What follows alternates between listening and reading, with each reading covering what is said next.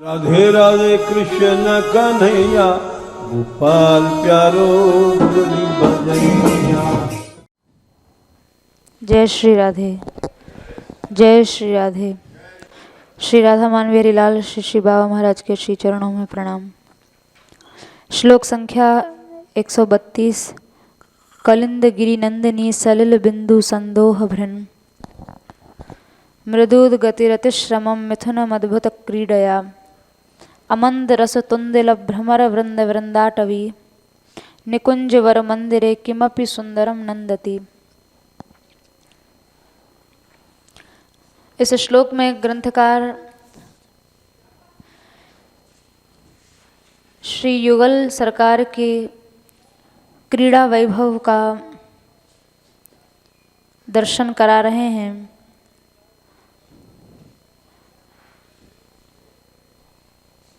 श्री यमुना जी के जल कणों को धारण किए हुए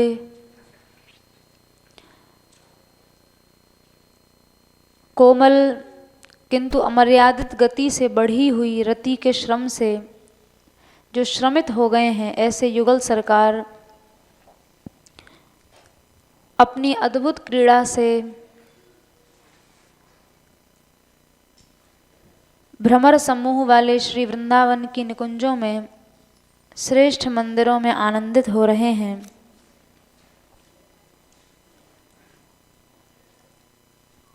यहाँ युगल का क्रीड़ा वैभव दिखाया जा रहा है। विशेष रूप से यहाँ जल क्रीड़ा का दर्शन हो रहा है। कलिंद गिरि नंदिनी सलिल बिंदु संदोह भृन। यहाँ श्री यमुना जी को कलिंद गिरि नंदिनी कहकर संबोधित किया है। केवल कालिंदी भी कह सकते थे, किंतु यहाँ कलिंद गिरि की पुत्री कालिंदी को दिखाने के लिए मानो कलिंद गिरि कोई प्रसिद्ध महिमा वाले पर्वत का नाम है। तो ऐसा कलिंद गिरि जिसकी महिमा चारों ओर प्रसिद्ध है और उनकी जो पुत्री हैं, उनकी पुत्री होने से कालिंदी में एक महानदीत्व का दर्शन कराया जा रहा है। यानी कोई सामान्य नदी नहीं है। प्रसिद्ध महिमा वाले पर्वतराज कलिंद की पुत्री होने से ये कालिंदी महानदी है। जैसे पर्वत में अनेक धातुएं छिपी होती हैं, ऐसे ही उस कलिंद गिरि की कन्या कालिंदी के अंदर भी जो जल है, निकुंजें बनी हुई हैं, कमल आदि खिले हैं, जलयंत्र रखे हैं, सुंदर पुलिन हैं, घाट हैं, इन सब को श्री कालिंदी जी ने स्तंभित किए रखा है और धैर्यपूर्वक बह रही हैं। अर्थात उस जल क्रीड़ा में भी यहाँ ग्रंथकार एक विलक्षण वैभव का दर्शन कर रहे हैं। यहाँ श्री यमुना जी अपने इष्ट के लिए यथेष्ट भाव से जल, कुंज, कमल, जलयंत्र, पुलिन, घाट बह भी रही हैं और इन सब को स्तंभित भी किए हुए हैं। तो इसलिए यहाँ गिरि शब्द का प्रयोग किया, क्योंकि पर्वत जो है उसके अंदर स्तंभन धर्म होता है, कठोर धर्म होता है। तो यहाँ ये आश्चर्य ना हो कि जो जल बह रहा है उसमें कुंज, कमल, इन सब की भावना कैसे की जा सकती है। तो यहाँ कलिंद गिरि नंदिनी गिरि से यहाँ वो स्तंभ धर्म दिखाया है और धैर्यपूर्वक यमुना जी बह भी रही हैं और युगल के क्रीड़ा के लिए जो उपयुक्त सामग्री है वो सब भी वहाँ व्यवस्थित है। ऐसे श्री यमुना जी जिनको कलिंद गिरि नंदिनी कहा, नंदिनी कहने का ये तात्पर्य है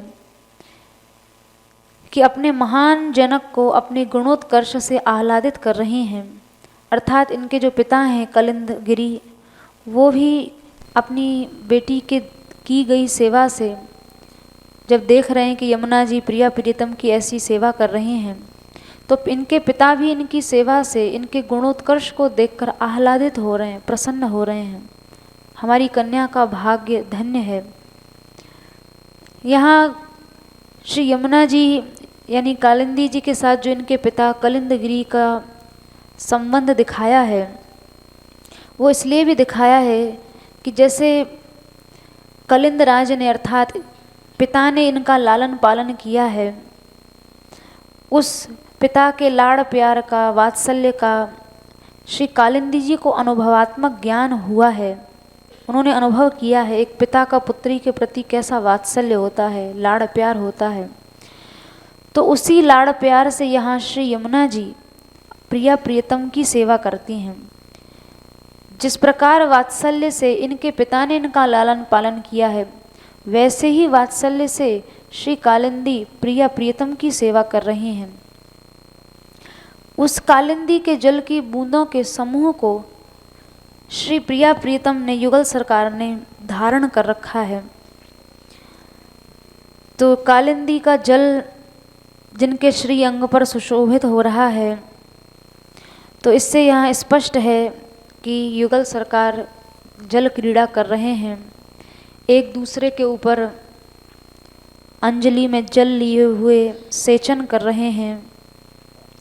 यंत्र के समान हाथों के द्वारा दबा दबा कर एक दूसरे के ऊपर धाराएं चला रहे हैं जल की, और वो जल एक दूसरे के ऊपर जब डालते हैं तो उस जल की जो बिंदुएं हैं वो मुख पर बड़ी शोभा को प्राप्त होती हैं।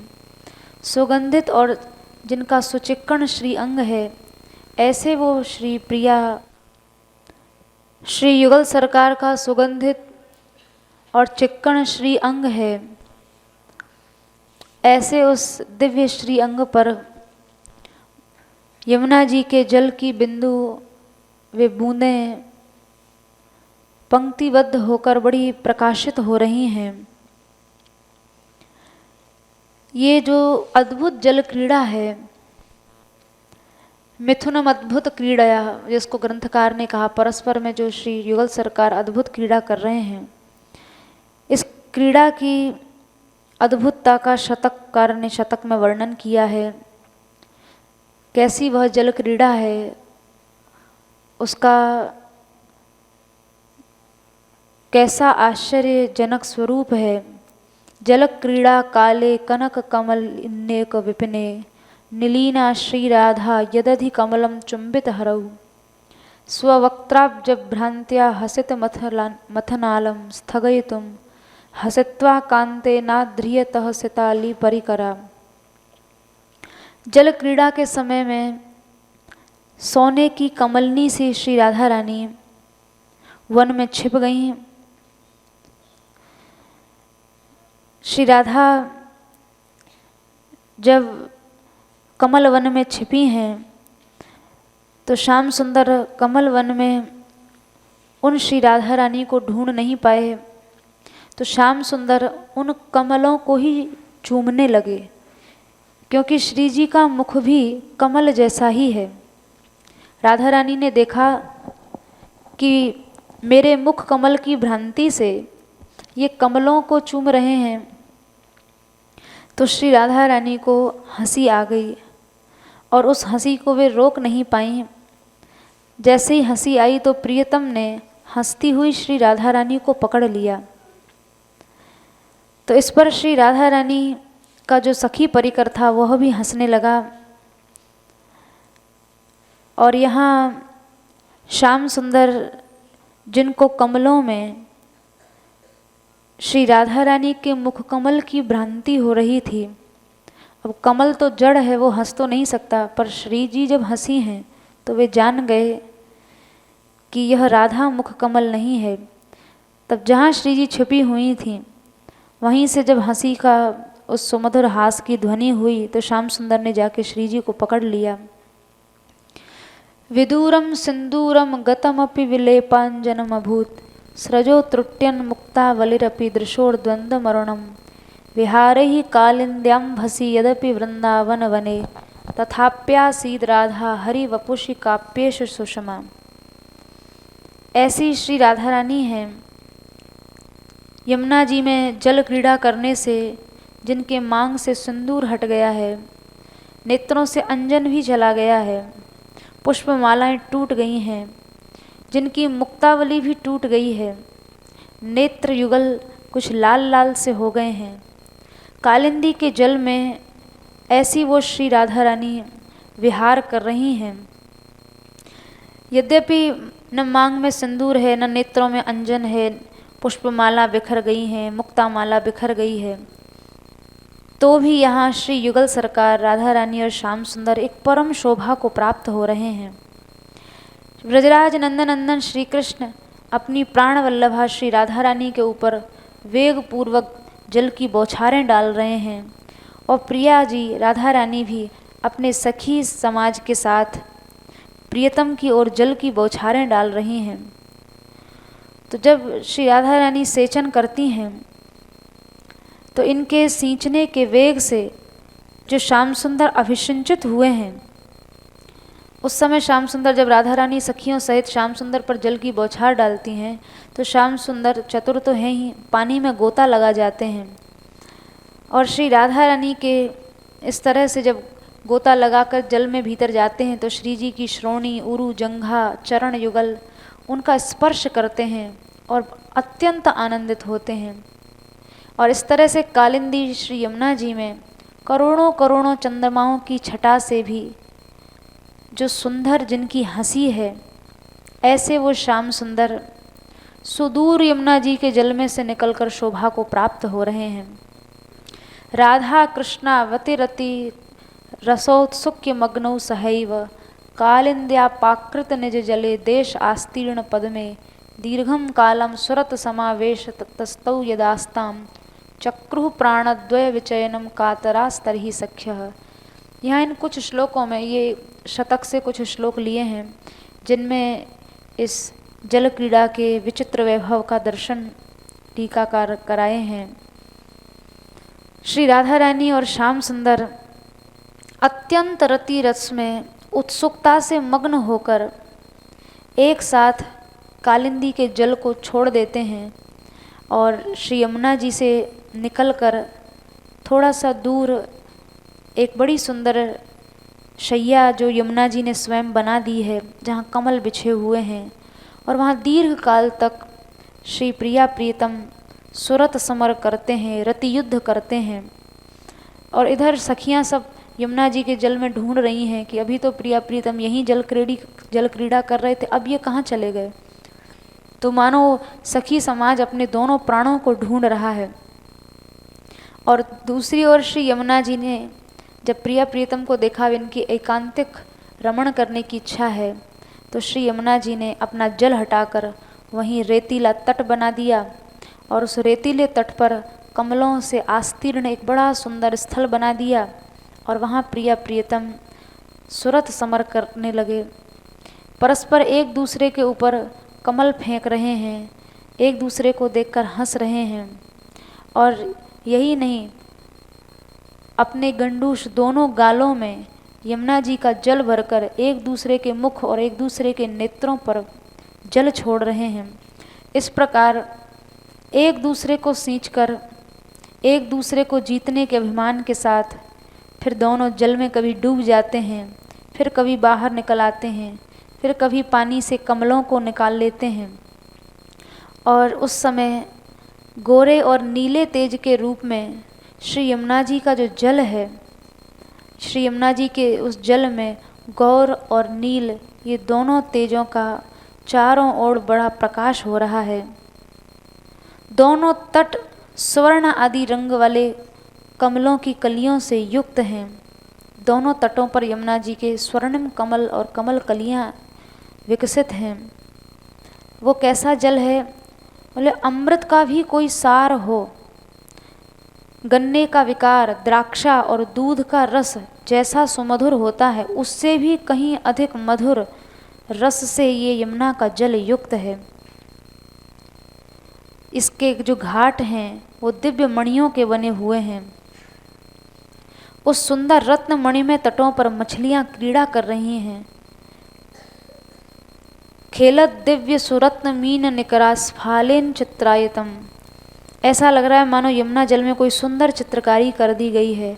नाना रत्न विचित्र तीर्थ विलसत सोपान मत्यद्भुतम, अनेक प्रकार के रत्नों से चित्रित घाटों पर सुंदर सीढ़ियाँ शोभायमान हैं।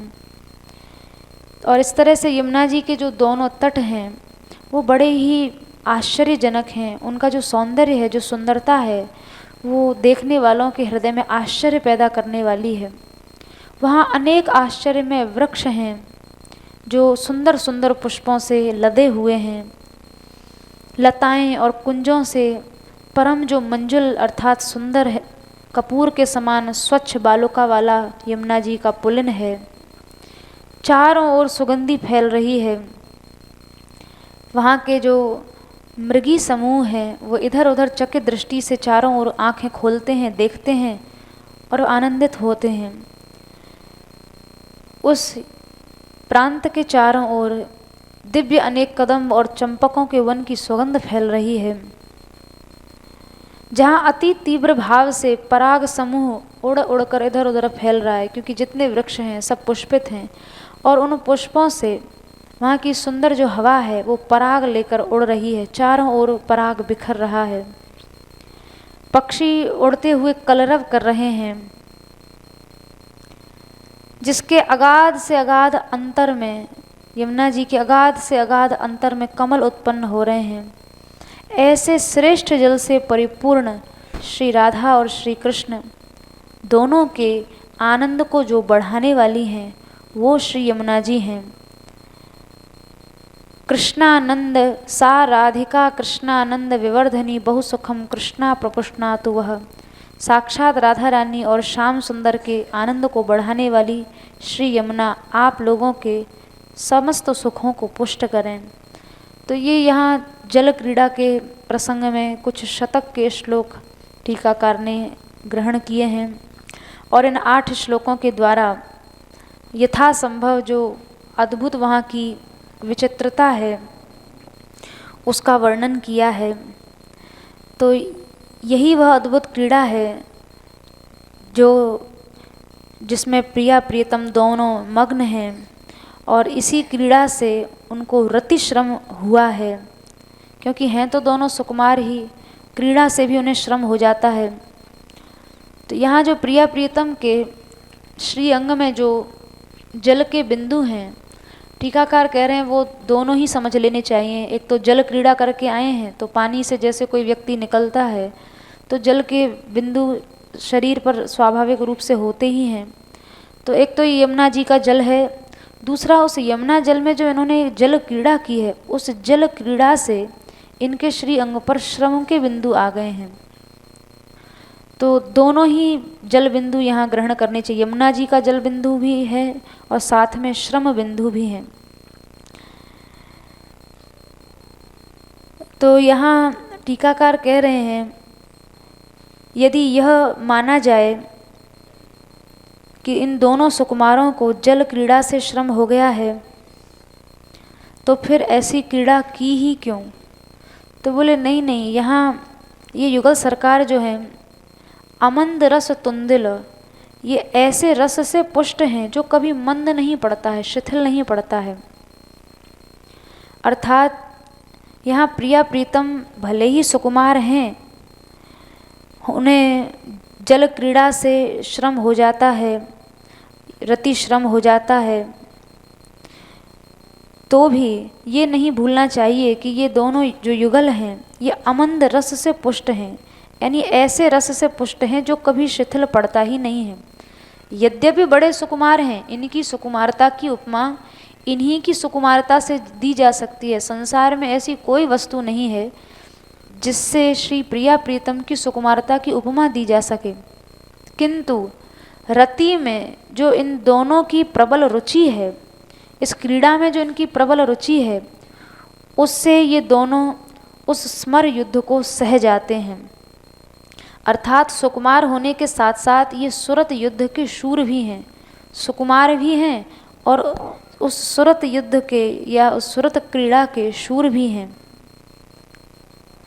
तो सुरत हैं फिर भी वे सुकुमार हैं, इसलिए यहाँ जो क्रीड़ा कर रहे हैं वो सुकुमार गति से कर रहे हैं। तो यहाँ प्रिया प्रीतम की जो रति क्रीड़ा भी हो रही है वो सुकुमार गति से हो रही है। श्याम सुंदर रूपी सुकुमार को जब सुकुमारी श्री राधा रानी अपने अंगों में धारण करती हैं, अथवा श्री राधा रानी जैसी सुकुमारी को प्रियतम श्याम सुंदर जब अपने अंगों में धारण करते हैं, तो उस समय सब श्रम दूर हो जाता है, सब श्रांति चली जाती है। और प्रिया प्रियतम दोनों तत्सुख सुखिता का भाव लिए, प्रियतम तो सोचते हैं इस क्रीड़ा में श्री राधा रानी विजयी बन जाएं, और राधा रानी सोचती हैं इस क्रीड़ा में प्रियतम की विजय हो जाए। तो इस तत्सुख सुखिता का भाव लिए एक दूसरे को विजयी बना देते हैं। कभी श्री राधा रानी की जीत हो जाती है और कभी श्याम सुंदर की। ये ही इस लीला का परम माधुर्य है। तो उस समय जब तत्सुख सुखिता के भाव में डूबे हुए प्रिया प्रियतम एक दूसरे को विजयी बना रहे हैं, तो वहाँ जल क्रीड़ा जब इस तरह से हो रही है तो उस समय गायकों की भी आवश्यकता पड़ती है। जैसा कि वर्णन आया है, गंधर्व पाली भीरनुद्रुत आविशद्वा। जैसे राजा रानी कोई क्रीड़ा करें तो वहाँ आवश्यकता पड़ती है गायकों की, जो पीछे से मधुर मधुर संगीत देते रहें। तो ऐसे ही जब जल क्रीड़ा कर रहे हैं श्री युगल सरकार, तो वहाँ भी गायकों की आवश्यकता पड़ी। तो वहाँ भ्रमर वृंद जो है, उस वृंदावन के जो दिव्य भ्रमर हैं, भ्रमर वृंद वृंदाटवी, जो भ्रमरों का समूह है, वही इस वृंदाटवी के सुंदर और श्रेष्ठ गायक हैं। उस वृंदाटवी के श्रेष्ठ मंदिर में जहाँ युगल सरकार आनंदित हो रहे हैं, वहाँ भ्रमर अपनी सेवा देते हैं, अर्थात सुंदर गायन करते हैं, और उस गायन से प्रिया प्रीतम को अत्यंत प्रसन्नता होती है। तो इस तरह से जब जल क्रीड़ा संपन्न हुई है, श्री युगल सरकार जल से निकलकर जल बिंदुओं के समूह के सहित ही भ्रमरों से झंकृत निकुंज में आए हैं। और जब निकुंज में उन भ्रमरों की सुंदर झंकार सुनी है, तो उसमें प्रिया प्रीतम इतने डूब गए कि जैसे स्नान के बाद जो व्यक्ति है वो सोचता है कि अब वस्त्र परिवर्तन किया जाए, नया वेश रचा जाए, पर यहाँ प्रिया प्रीतम बस यमुना जल से जल क्रीड़ा करके बाहर निकले हैं,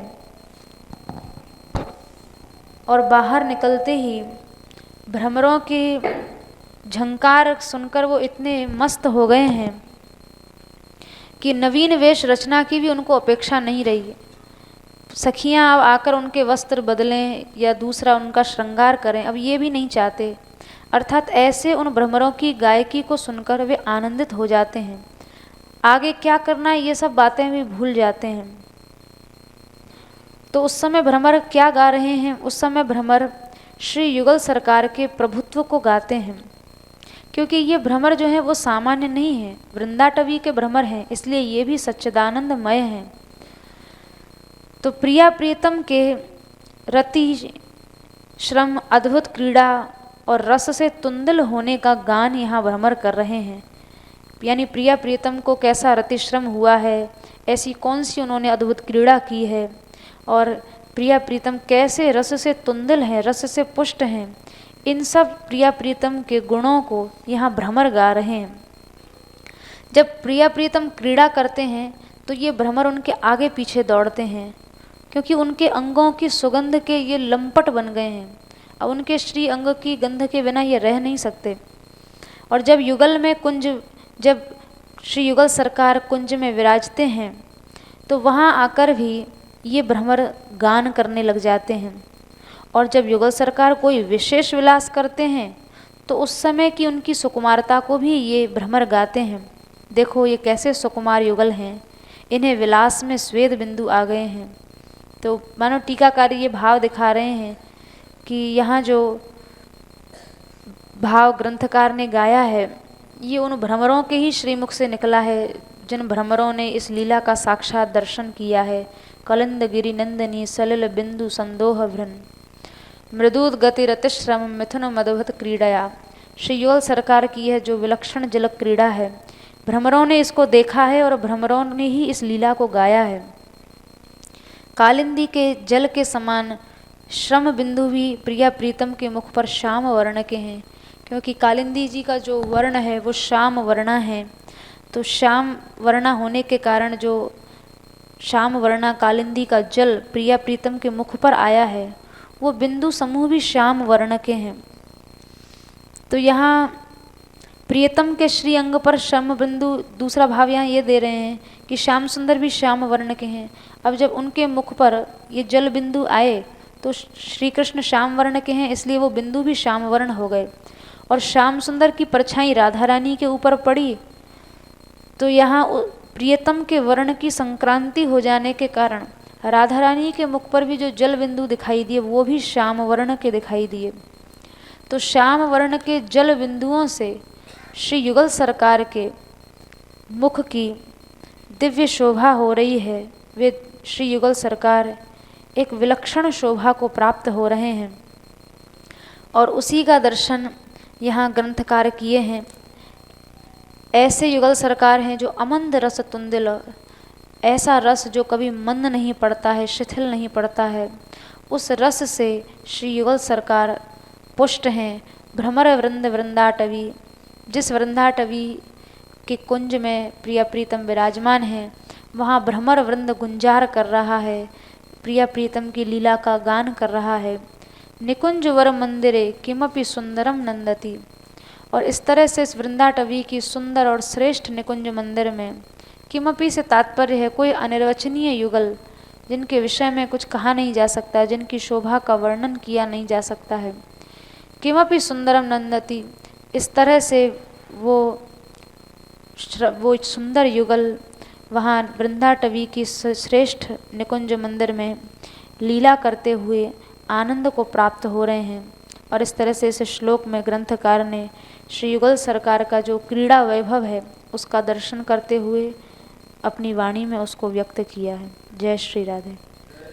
श्री राधा मानबेरी लाल एवं श्री श्री बाबा महाराज के श्री चरणों में प्रणाम। श्लोक संख्या 133।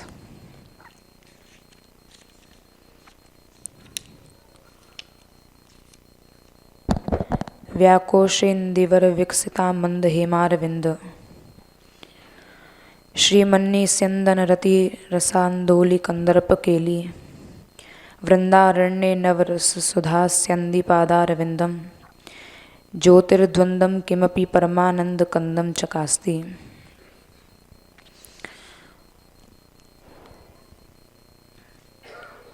जो भ्रमरजन श्री युगल सरकार के रति की क्रीड़ा में जो श्रम हुआ है, भ्रमर रूपी बंदीजन, यहाँ भ्रमरों को बंदी कहकर उद्बोधित किया गया है।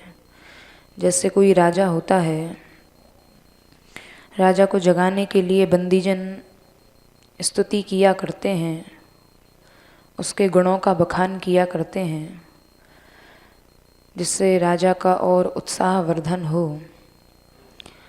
तो यहाँ वृंदावन के जो राजा हैं श्री युगल सरकार, तो यहाँ श्री युगल सरकार की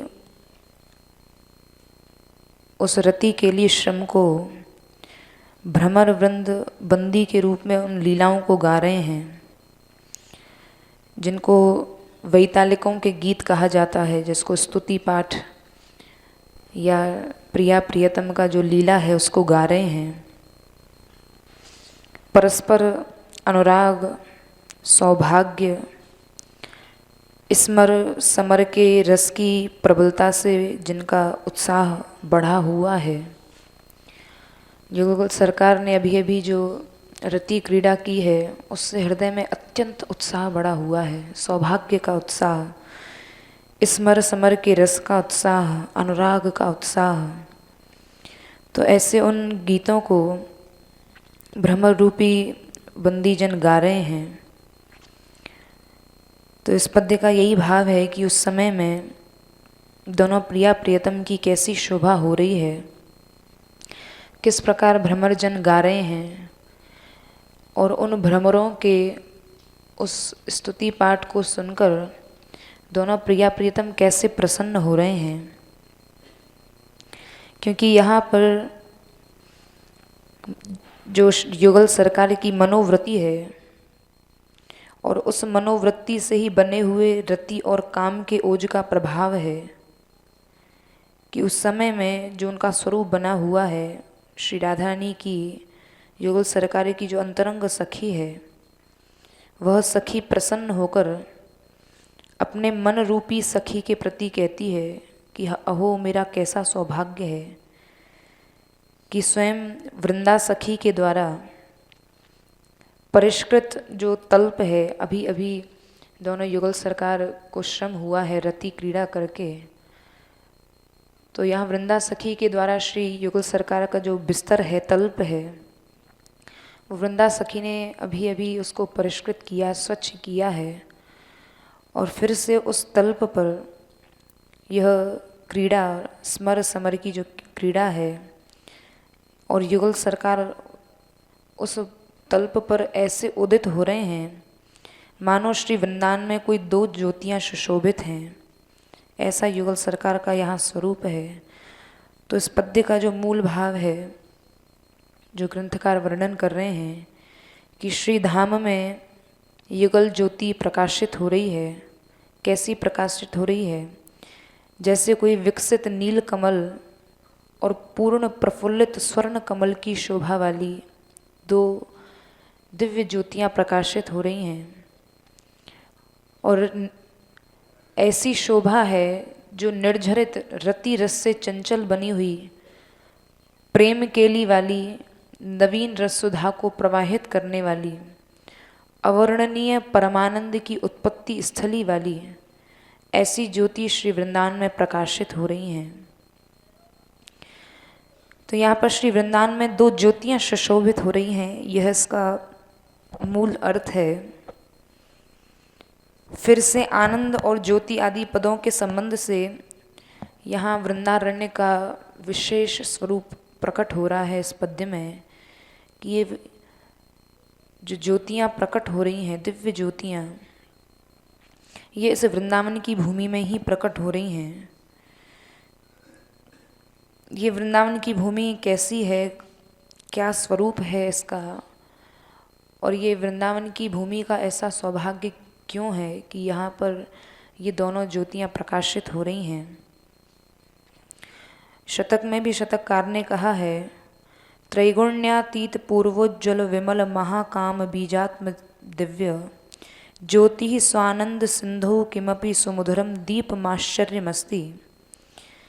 यह भूमि त्रिगुणातीत है, पूर्ण उज्ज्वल है और विमल है। महाकाम बीजात्मक दिव्य ज्योति के स्वानंद सिंधु में, जहाँ पर महाकाम बीजात्मक जो दिव्य ज्योति है उसका स्वानंद सिंधु है, ऐसी भावना की गई है कि एक स्वानंद का विशाल सिंधु समुद्र है और उस सिंधु में कोई अति मधुर आश्चर्य में द्वीप है। जैसे समुद्रों में छोटे छोटे द्वीप हुआ करते हैं, तो इस आनंद के सिंधु में आश्चर्य में एक द्वीप है और उस आश्चर्य में द्वीप में वह श्री वृंदावन है। उस वृंदावन में भी एकांत रस भरों से मंजुल सुंदर कोई कुंज वाटिका है और उस कुंज वाटिका में बड़े भाव के साथ सुरति के निधि श्री राधा और कृष्ण, ये दोनों युगल ज्योतियाँ प्रकट हो रही हैं। ऐसी सुंदर वृंदावन की भावना शतककार ने की है। तो उन्हीं निधि श्री राधा और कृष्ण का भजन करो। तो यहाँ ज्योति शब्द से तो यहाँ ऐश्वर्य द्योतित होता है। तो इसका मतलब क्या, ये ऐश्वर्यमयी लीला है? बोले नहीं, ज्योति शब्द से ऐश्वर्य तो द्योतित होता है, लेकिन यहाँ पर परमानंद, परम आनंद का भी यह स्वरूप है। आनंद कहने से यहाँ पर माधुर्य में भी माधुर्य, महामाधुर्य में स्वरूप प्रकट होता है। अर्थात ऐश्वर्य में तो है ही, आनंद आनंद के साथ साथ महामाधुर्य में भी यह रूप है। श्री अंगों के लावण्य की कांति के आडंबर से आरंभ में ज्योति जैसी प्रतीत हो रही है, क्योंकि जिन श्री राधा रानी के नख चंद्र की एक एक छटा से अनंतानंत गोपियाँ, और जो पूर्व पद्य में कल हम लोगों ने सुना कि श्री राधा रानी के नख चंद्र से ही जितने भी भगवत धामों में लक्ष्मियाँ हैं वो श्री राधा रानी के नख चंद्र से ही प्रकट हुई हैं। जितनी महिषियाँ हैं, श्री कृष्ण की रानी महारानियाँ हैं, पटरानियाँ हैं, वो श्री राधा रानी के नख चंद्र की छटा मात्र से प्रकट हुई हैं। और जितनी गोपियाँ हैं वो श्री जी के नख चंद्र की छटा से ही प्रकट हुई हैं। तो ऐसा वह जो दिव्य अंगों की लावण्य की कांति है, दिव्य कांति, वो आरंभ में तो ऐसा लगा जैसे कोई दिव्य ज्योति है, कुछ रूप रंग ही नहीं दिखाई दिया, केवल ज्योति मात्र प्रतीत हो रहा है। लेकिन जब बाद में दृष्टि लगाकर बहुत ही एकाग्र रूप से देखा गया, तो दृष्टि लगाकर देखने पर उनमें रंग आदि की विशेषता दिखाई पड़ी। फिर उन ज्योतियों का रंग दिखाई पड़ा कि वो किस कांति की हैं, उनका रंग क्या है, उनका रूप क्या है। तो उस रंग और उस कांति का जो विशेषता दिखाई पड़ी है उसका वर्णन करते हैं कि व्याकोशेंदिवर विकसिता मंद हेमार विंद।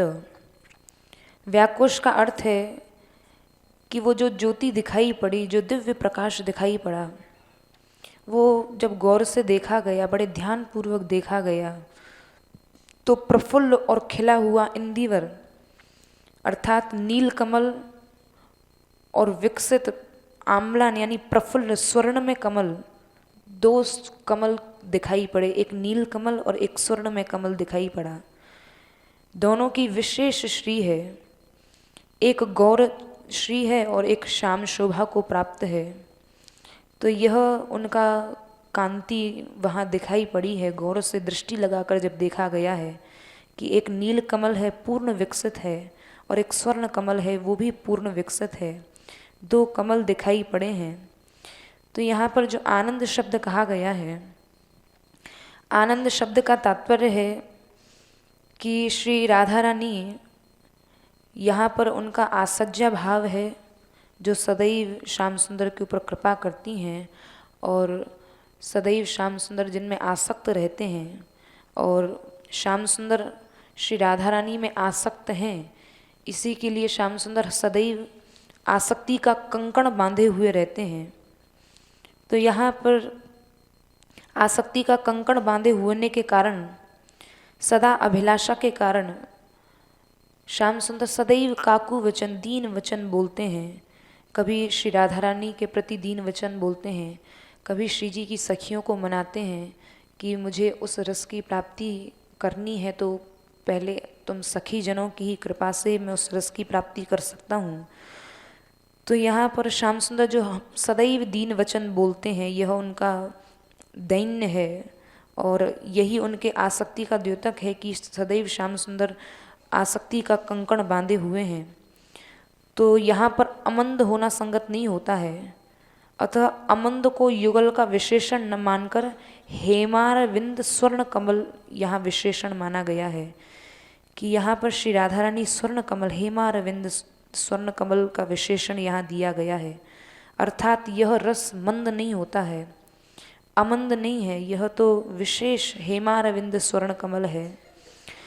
तो इस समय प्रिय के विषय में श्याम सुंदर की ऐसी स्थिति हो रही है कि दीन वचन बोल रहे हैं, हाथ जोड़कर खड़े हुए हैं। तो इस समय में प्रिय के विषय में कृपा और अनुकूलता की बहुलता के उमड़ पड़ने के कारण और विशेष ममता के विशेष रूप में राधा पक्ष का आश्रय लेकर जो सखी है श्री राधा रानी की, जिसके मानस का विषय ही केवल श्री राधा रानी है, जिसकी सेवा का विषय ही एकमात्र श्री राधा रानी है, जो श्री जी के चरणों के अलावा, श्री जी के चरणों की छत्र छाया के अलावा कुछ चाहती ही नहीं है, जो राधा पक्ष का आश्रय लेकर जो सखी सेवा कर रही है, वो श्री श्याम सुंदर के हृदय में कृपा की अनुकूलता में जो विशेष रूप से एक भाव उमड़ा है, उस भाव को वह सखी श्री जी के चरणों में बैठकर श्याम सुंदर का देख रही है। उस सखी का ही हृदय साक्षी है कि इस समय नील कमल और गौर कमल की कैसी शोभा हो रही है। और यहाँ व्याकोश और विकसित, यहाँ पर इन दोनों शब्दों में अर्थ की पुनरुक्ति विकास विशेषण ज्ञापित होती है। अर्थात यहाँ पर 2 बार विकास शब्द कहा है। ये कौन सा विकास हो रहा है? यहाँ पर पहले तो कह दिया कि ये तो पूर्ण रूप से विकसित हैं ये दोनों कमल, नील कमल और गौर कमल। तो यहाँ पर फिर से विकास क्यों कहा गया? तो बोले पहला विकास यह है कि दुर्लभ की प्राप्ति अनुग्रह पात्र को हर्ष से विकास प्राप्त होता है। अर्थात श्याम सुंदर के हृदय में जो श्री राधा रानी के इस दिव्य रति क्रीड़ा का जो समागम हुआ है, यहाँ पर यह अनुग्रह, यह कृपा जो हुई है, इससे श्याम सुंदर अनुग्रहित हुए हैं। अर्थात जिसकी उनको यह मन में नहीं था कि यह लीला मुझे प्राप्त हो जाएगी अथवा मुझे ऐसा लीला रस प्राप्त होगा, श्याम सुंदर को ऐसा अंदाजा भी नहीं था, और वह क्रीड़ा श्याम सुंदर को प्राप्त हुई है तो हर्ष से उनका हृदय विकसित हो गया है। तो पहला विकास तो यह है। और दूसरा है कि अपने आनंद के दान से दानवीर रस को विकास मिलता है। कोई बहुत बड़ा दानी है, जब वो खूब दान दे देता है तो उसका हृदय प्रफुल्लित होता है, खूब मन आनंदित होता है, क्योंकि उसका वह दानवीर का वह स्वभाव है कि वो खूब दान देगा। तो यहाँ श्री राधा रानी अत्यंत दानवीर हैं, श्याम सुंदर के हृदयगत भाव को जानती हैं। जैसा श्याम सुंदर चाहते हैं वैसे ही रस का श्री जी दान करती हैं।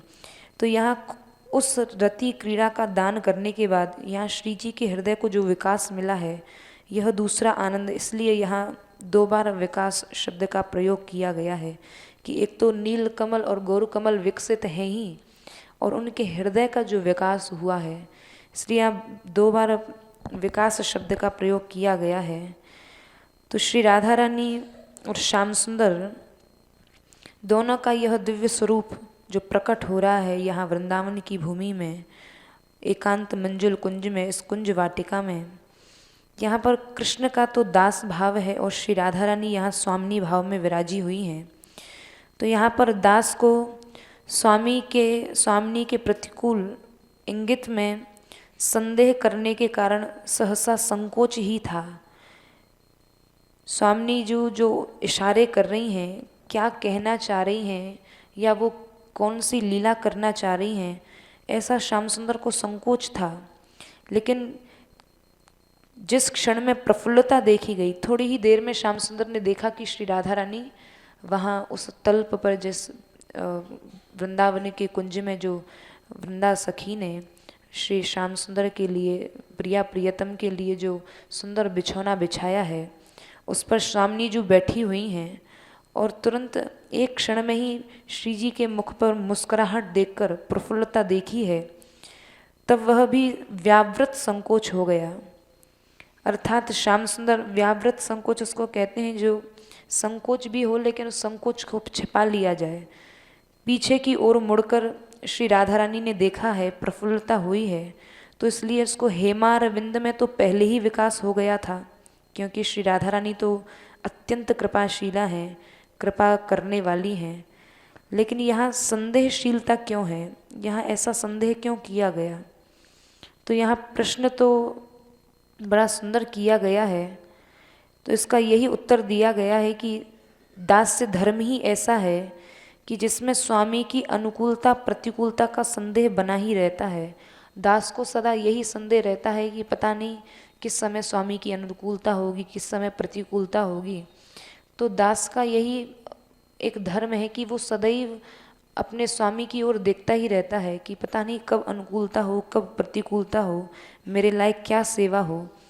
तो इसलिए श्याम सुंदर सदैव स्वामिनी श्री राधा रानी की ओर देखते ही रहते हैं कि पता नहीं कब श्री जी अनुकूल हो जाएं, कब उनका प्रतिकूलता का आचरण हो। तो ये बड़े सूक्ष्म भेद हैं जो दास्य धर्म में बहुत ही ध्यान देने योग्य हैं। तो इसलिए श्री राधा रानी का जो स्वभाव है किंची चंचलन, यहाँ पर इस शब्द से यह प्रकट होता है कि जैसे कोई स्थान है जो वायु रहित है, तो वायु रहित स्थान पर दीपक की स्थिति एकदम जड़ जैसी हो जाती है। दीपक जलता तो है लेकिन उसकी लौ हिलती नहीं है। तो इसलिए हृदयति रसेन जड़िमा ध्यानेस्तु में गोचरः, कि ये जिस रति की बात कही जा रही है, ये जिस आनंद की बात कही जा रही है, जो यहाँ पर श्री जी का स्वरूप प्रकट हो रहा है, ये रति रस का स्वरूप प्रकट हो रहा है। और क्योंकि ऐसा रति रस है जहाँ पर, क्योंकि वे स्वयं ही रति रूपा हैं श्री राधा रानी, इससे गौर तेज के स्वभाव की सूचना दी गई है कि ये गौर तेज साक्षात रति है, साक्षात रति का ही रूप है और आंदोलिनी है। विशेष भाव हृदय में प्रकट हो रहे हैं और कंदर्प की केलियाँ जहाँ क्रीड़ाएं कर रही हैं, ऐसा श्याम सुंदर का स्वभाव है। इससे श्याम सुंदर के स्वभाव की सूचना दी गई है कि श्री राधा रानी तो एकदम स्थिर चित्ता हैं, एकदम गंभीरा हैं, और श्री राधा रानी के उस स्वरूप को देखकर, उस रति रूप को देखकर श्याम सुंदर का हृदय एकदम चंचल हो जाता है। जहाँ कंदर्प की केली क्रीड़ाएं कर रही हैं, ऐसा श्याम सुंदर का स्वरूप है। जैसा कि शतक में भी वर्णन किया गया है, रति साक्षात राधा सकल जड़ी चिल्लोक परमा, रमाद्यश्चर्याम्बुज द्रगनिशम प्रार्यत द्रगणु। रति तो साक्षात श्री राधा हैं, ये साधारण रति नहीं है, ये विशेष रति की बात हो रही है, जो विशेष वृंदावन की भूमि में जो रति प्रकट हो रही हैं। कि रति तो साक्षात राधा हैं, जो समस्त जड़ और चेतन लोक की परम गति हैं, जो कमल के समान दृष्टि वाली हैं, जिनकी दृष्टि ही ऐसी है, जो साक्षात कमल के समान दृष्टि वाली हैं, अहर्निश प्रार्थनीय हैं, और जिनका दृष्टि का लेश, यानी जिनकी दृष्टि एक बार जिस ओर पड़ जाए श्री राधा रानी की, ये उस रति रस की चर्चा हो रही है कि जिनकी दृष्टि का लेश ही बड़ी बड़ी रमा आदि के लिए अत्यंत आश्चर्यजनक है। यानी रमा आदि बड़ी बड़ी देवियाँ भी, जो भगवत धामों की देवियाँ हैं, लक्ष्मियाँ हैं, वो भी श्री राधा रानी के दृष्टि के उस लवलेश को नहीं समझ पाती हैं। श्री राधा रानी की दृष्टि ही जिनके लिए आश्चर्यजनक है कि ऐसी दृष्टि तो कहीं देखी ही नहीं गई। श्री राधा रानी की दृष्टि का जो चलन है वो रमा आदि देवियों के लिए भी आश्चर्यजनक है। ये उस रति की बात हो रही है। और ऐसे ही कामदेव साक्षात कृष्ण हैं, ये साधारण कामदेव की चर्चा नहीं है, ये दिव्य कामदेव की जो वृंदावन की भूमि में प्रकट हो रहे हैं। ऐसे ही कामदेव साक्षात श्री कृष्ण हैं, जिनकी रति तृष्णा की कोई अवधि ही नहीं है। उनके हृदय में जो प्रेम प्रकट हो रहा है उसकी तृष्णा की कोई सीमा ही नहीं है। ऐसे ये साक्षात कामदेव हैं जो सबसे परात्पर हैं। और जिनकी रुचि कैसी है, बोले उन परमेश्वर की जो परात्पर जिनको कहा गया है, उनकी रुचि विशेष रूप से विकसित यानी प्रोन्मिलित होती हुई, जिनकी रुचि सागर की तरह बढ़ने वाली है, ऐसे वो श्याम सुंदर हैं और कांति के सिंधु को बढ़ाने वाले हैं।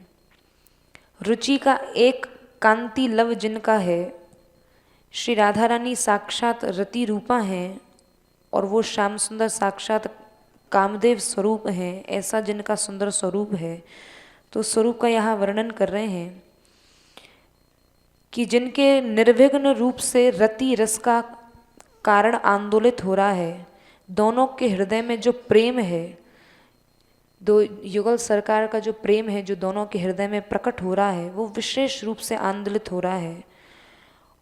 जैसे झूला कोई व्यक्ति झूले तो झूला कब झूला जाता है, रस्सी के एक छोर से तो झूला नहीं झूला जाएगा, दोनों ओर जब होगा तभी झूला झूला जा सकता है।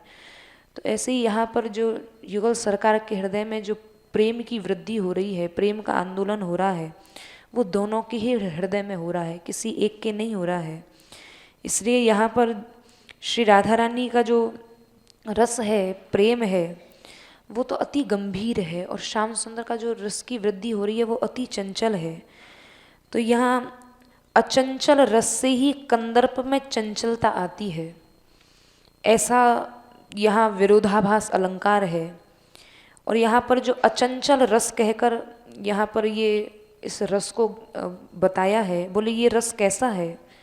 बोले रस शब्द से कमल के संबंध में मकरंद या पुष्प रस समझना चाहिए, क्योंकि ये दोनों ही कमल स्वरूप हैं, एक नील कमल है, एक गौर कमल है। तो यहाँ कमल में मकरंद या पुष्परस क्या है? बोले यही पुष्परस परस्पर आस्वादनीय है, जिसका दोनों परस्पर, जो नील ज्योति है और गौर ज्योति है, जो आपस में इसका परस्पर आस्वादन करती है। लेकिन यह जो मकरंद और पुष्परस जिसको कहा जाना चाहिए, जिसका युगल सरकार परस्पर आस्वादन करते हैं और आस्वादनीय है, जो श्री राधा रानी की अंतरंग सखी है, वह सखी अपने सजातीय जनों के लिए आस्वादनीय मधु को स्रवित करके वर्णन करती है। ये तो रसिक जनों की कृपा है, जिनको इस रस का आनंद मिल चुका है। वे ही रसिक जन अपनी वाणियों के माध्यम से इस मधुधारा को स्रवित करते हैं, बहाते हैं, जो हम सब लोगों के लिए आस्वादनीय हो जाता है। तो ये ऐसी नवीन रस सुधा है जो प्रेमामृत को संध्यन करने की शील वाला है। और चरणारविंद ऐसे श्री युगल सरकार के चरणारविंद हैं, और उन दोनों का रति रस है, जो श्री राधा रानी की सखी है और श्री राधा रानी की सखी किंकरी जन है। वो कह रही हैं यही हमारा प्रेम रस है, यही हमारे लिए आस्वादनीय है, यही हमारा उपजीवन है, यही हमारे जीवन का विषय है, जिसका परस्पर दोनों युगल सरकार आस्वादन करते हैं। तो ऐसी वो युगल सरकार की विशेष लीला इस वृंदावन की भूमि में प्रकट हो रही है, जहाँ के दिव्य भ्रमर हैं, और वो दिव्य भ्रमर दोनों युगल सरकार की उस लीला का वर्णन करते हैं। और वर्णन करते हुए ऐसा वर्णन करते हैं कि दोनों युगल सरकार परस्पर में क्या नवीन वेश धारण करना है वह भी भूल जाते हैं। ये वृंदावन के दिव्य, वृंदावन की भूमि के दिव्य भ्रमर हैं। तो ऐसी यह लीला का दर्शन ग्रंथकार ने इस पद्य के माध्यम से कराया है। तो ये रस कब प्रकट हुआ और इस रस का आस्वादन उस सखी को कब हुआ? तो यह कह रहे हैं कि उस समय की जो चरण सेवा है, वह सखी श्री युगल सरकार की प्रिया प्रियतम की चरण सेवा में बैठी हुई है। तो उस समय की चरण सेवा के कारण अत्यंत सामीप्य यहाँ प्रकट होता है, क्योंकि चरण सेवा कोई दूर से बैठकर तो हो नहीं सकती है, चरण सेवा तो अत्यंत समीप बैठकर ही होगी। तो श्री जी की वो सखी अत्यंत समीप में बैठकर इस नवीन सुधा का आस्वादन कर रही है और कह रही है कि ये और कोई भ्रमर नहीं है। ये भ्रमर कौन है? जो भ्रमर श्री युगल सरकार की लीलाओं का, उस रति क्रीड़ा का गान कर रहे हैं, वह भ्रमर ये मेरा हृदय रूपी ही भ्रमर साक्षी है, जिसका यह दर्शन कर रहा है।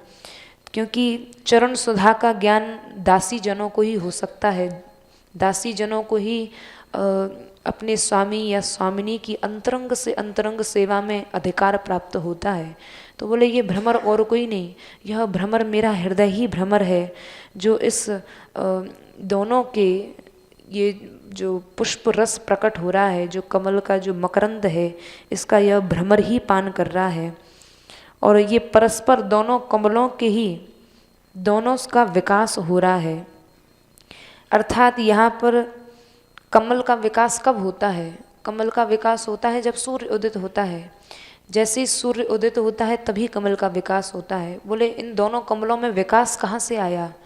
तो विकास आया है, इसका मतलब यहाँ सूर्य भी होगा। तो बोले ये दोनों ही कमल हैं और ये दोनों ही इस वृंदावन के सूर्य की भांति विराजित हो रहे हैं। परस्पर जब दोनों एक दूसरे को देखते हैं तो परस्पर दोनों नील कमल और गौर कमल विकसित होते हैं। और जब पूर्ण रूप से यह कमल विकसित होते हैं तब ये मेरा मन रूपी भ्रमर उन्हीं कमलों का पुष्प रस जाकर लेता है, जिसको ये परस्पर में दोनों प्रिया प्रियतम लेते हैं। जय श्री राधे। जय श्री राधे।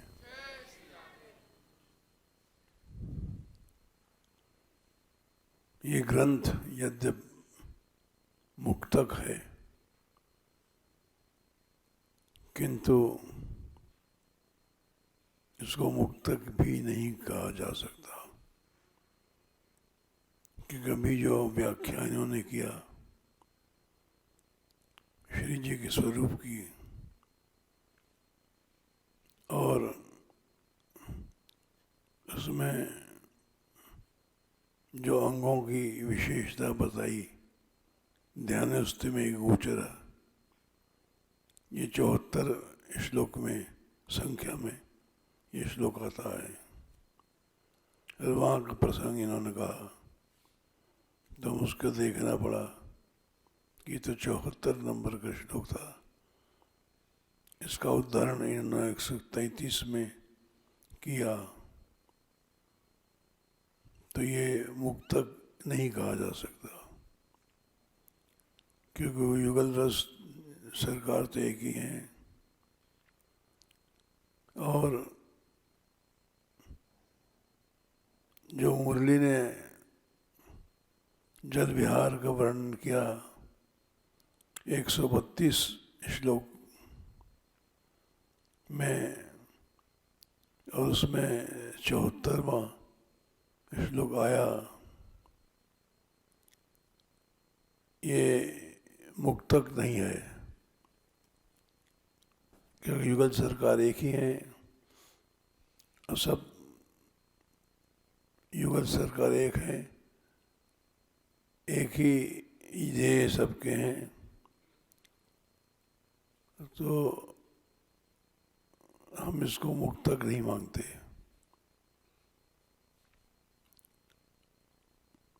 क्योंकि जिन अंगों को वर्णन किया जाता है उनका वर्णन 74वें श्लोक में मिलता है।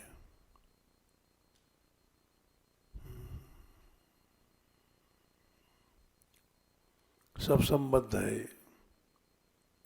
युगल रस एक इसका क्रम केवल कृपा साध्य है।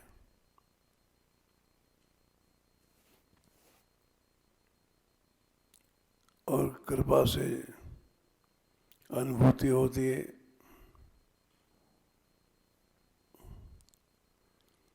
श्लोक पहला ही चलता है, जिनकी चरणों की सुगंध राधा रानी की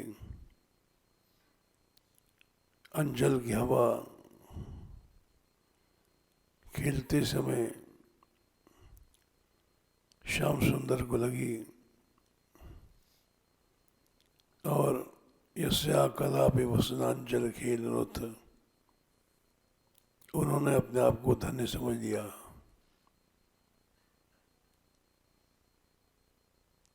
ये पहले श्लोक में लिखा है। कौन से श्याम सुंदर? योगेंद्र दुर्गम गति मधुसूदन है। केवल मधु को आस्वादन करने वाले हैं,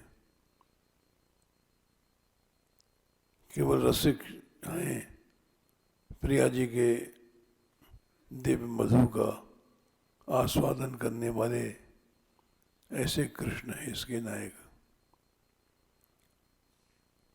ऐसा नायक इस युगल सरकार का प्रतिपाद्य है। सारे ग्रंथ में वही चलता है, इसलिए हम मुक्तक नहीं मानते। एक ही युगल सरकार का श्रृंगार चल रहा है, वो उनकी कृपा से अनुभव में आता है। जैसे हमने उदाहरण दिया, पहले श्लोक से 74 से 134, यह संबंध राधा रानी कृपा से होता है, अन्यथा नहीं होता। जय श्री राधे। राधे श्यामा श्यामा श्यामा, राधे राधे कृष्णा राधे कृष्णा, कृष्णा कृष्णा राधे राधे राधे। श्यामा राधे श्यामा श्यामा श्यामा राधे राधे राधे कृष्णा कृष्णा कृष्णा राधे राधे राधे श्याम राधे श्याम श्याम श्याम राधे राधे राधे कृष्णा कृष्णा कृष्णा राधे राधे राधे श्याम श्याम श्याम राधे राधे राधे कृष्णा कृष्णा कृष्णा राधे राधे राधे श्याम श्याम श्याम राधे राधे राधे कृष्णा कृष्णा कृष्णा राधे राधे राधे श्याम श्याम श्याम राधे राधे राधे कृष्णा कृष्णा कृष्णा राधे राधे राधे श्याम श्याम श्याम राधे राधे राधे कृष्णा कृष्णा कृष्णा राधे राधे राधे श्याम श्याम श्याम राधे राधे राधे कृष्णा कृष्णा कृष्णा राधे राधे राधे श्याम श्याम श्याम राधे राधे राधे कृष्णा कृष्णा कृष्णा राधे राधे राधे श्याम श्याम श्याम राधे राधे राधे कृष्णा